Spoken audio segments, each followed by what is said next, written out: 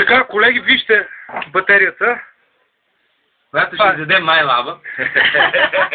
Това е батерия за апарат и е тип детска играчка. Дюрасел, там рекламата на Дюрасел, мечетата тичат. Представете ли си, другари, каква ще бъде излагацията? Детската играчка? Господа наказва. Детската играчка как ще наказва?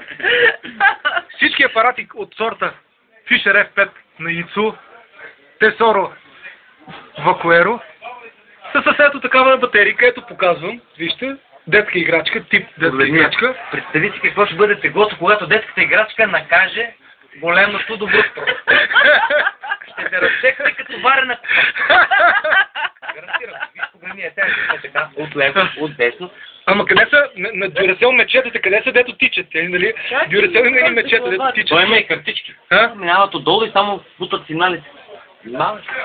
Ти само една батерика ли си взел? Ами тя не стига. Стига? Аз так добре така с пришелства. Кажи сега големия пинпоинтер. Големия пинпоинтер, ето сигналите и на големия пинпоинтер показваме. Днеска, пръстен, извадени преди 2 месеца, хвърлени нарочно. Турска монета, руска, ключ от апартамент и две български. Гео Милев намерени. Показвам. За 15 минути.